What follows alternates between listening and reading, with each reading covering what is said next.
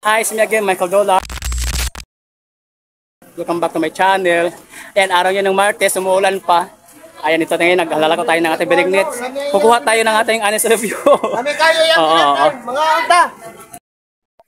Ayan, naubos na yung ano masabi mo? Ano masabi mo yan sa akin? Lami kayo yung sinatan mo, palit na mo, kaya magdugang pagalimi karon. Okay, umulan na. Ayos kuya pa. Dugang pa, isa pa.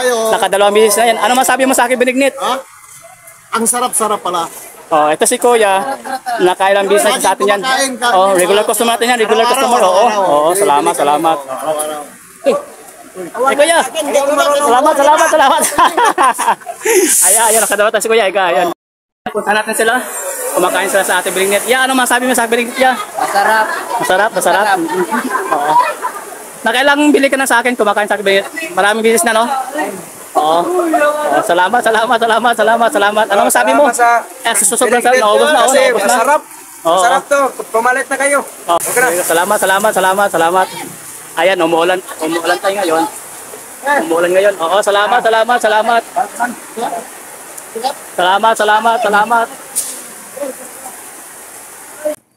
Yeah.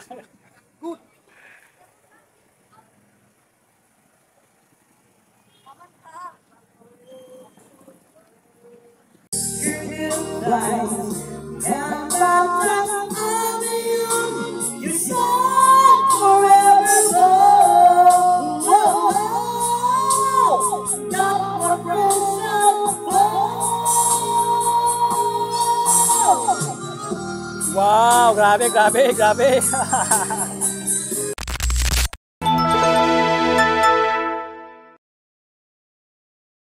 Malapit na yung election natin. Anong hinahanap mo na qualification? Bakit siya iboboto mo? Huwag ka mag-mention ng pangalan, ha? Sa ka tumatakbo na opisyalis. Millennial, ano yun? Oo. May alam sa batas. Yun.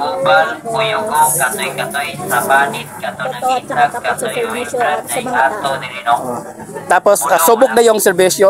Paano kung first time na tumatak pero talagang may puso siya na tumulong sa ating bansa para lumago? Okay lang yun sa'yo? Okay lang yung mga bago. Pwede subukan yung mga bagong matante ngayon. Kasi yung mga dati parang kung alam mo na yung nagawa nila na parang kulang o parang hindi na sa'yo, pwede ka naman pumunta sa bago na maganda din yung background. Encourage mo sa lahat ng mga Filipino citizen sa pagdating sa election day. Maging matalino sa pagboto, huwag magigaya dala sa ganito ng pamilya o yung sa turo ng iba, dapat malindigan, maging matalino. Yun, unsa mo encourage sa mga moboto, lalo lang na ngayon malapit na ang election, encouragement. Mga tao? Sa mga tao. Piliun ka dyan ang kasaligan. Kasaligan, Hindi pwede sa forma.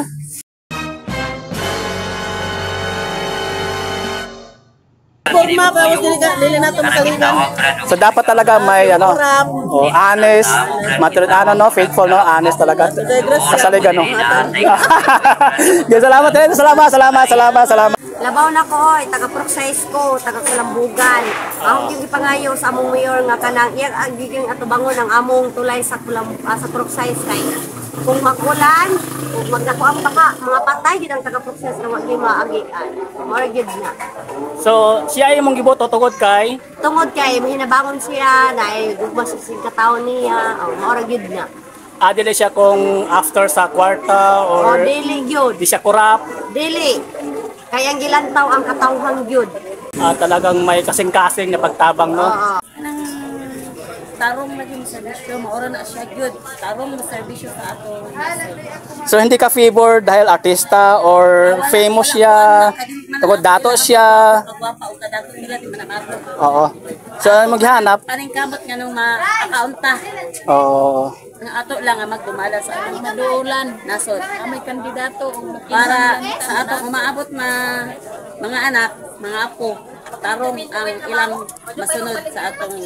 Unsa mo encourage sa mga tao karon na umaabot ng eleksyon sa ila pagboto? Encourage mo sa ila? Ang ako ikasulti sa inyo, hinaot unta nga ayaw mo padala sa kwarta. Good. Ang kanang matinud-anon nga pagserbisyo lang unta ang inyong kuhaon. Ano pangalan mo, te? O, ikaw, te, ano pangalan mo?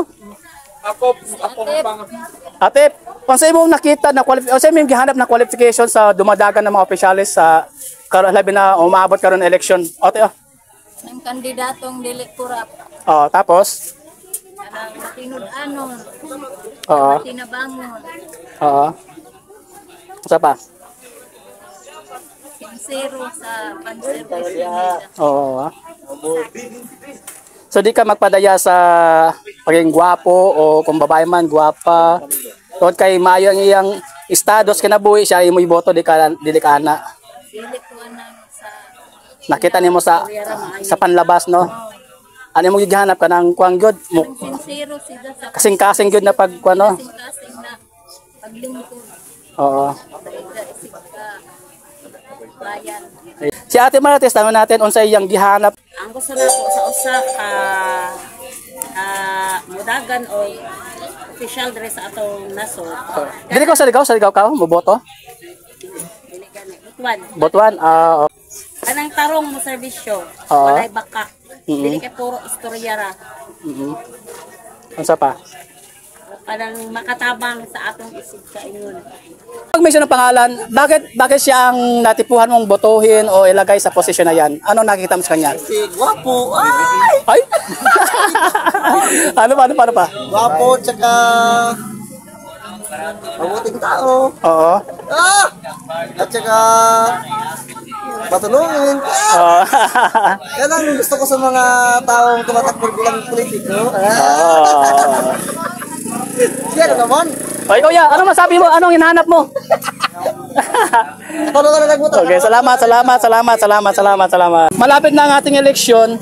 Ano bang hinahanap mo na kwalifikasyon sa dumadagan na opisyalis? Bakit siya napili mo? Bakit siya napusuan mo? Bakit dapat siya umupo diyan? Ang kwan yun, kinasing-kasing yun yung mga serbisyo sa komunidad. Oo. Kwan, Kanang hadlok sa Diyos. wow, number 1 gid na oh. Kanang uban sir, puro saad-saad ra, patamis ra, pero pag makalingkod na, nakalimot na. Unsa may kasulti ana? Dapat kwan yun. Susihon yun sa mga katauhan kung sabi ng kang background. Number 1 gid na. Kung sa yung mga nahimo sa kwan, especially diri sa community, sa city. Dili lang magsalig sa kwan, kung kay nakahatag sa ayuda or something mga nana ba. So siya na tayo nagpiliyon. Dapat imong tanawon na kwan na nagid siya kinasing-kasing kanang pinalay ko na pagserbisyo. Dili magbase sa kwarta, paghatag og kwarta. Yun. Okay. Last na question. Encouragement mo sa lahat mga Pilipino dahil malapit natin election. Anong ibilin mo na mensahe lalo na sa mga botante? Lang, maging wise lang gid sa pagboto. Wise sa pagboto. Dapat una-una mo ang unsay long-term nga epekto sa kinsay mong botohan. Kung unsa gyud ang iyang mga serbisyo sa katawhan. Pwede ra madawaton kay kanang hindi panghatag nila. Kamang gyapon na sa access sa mga tao. So pero kung sa magkuan in terms sa pagbotar dapat wise jud ka. Ayay ibalagya ang prinsipyo na ayay ibalagyan. Hindi ka mapadala sa kwarta. Base kung nakahatag siya sa mga kung nakahatag sa ayuda sila nga grupo. Mao na dayon nimo piliyon. Parang ang kultura natin sa utang na loob, di ba? So dapat hindi tayo magpadala sa utang na loob na yan.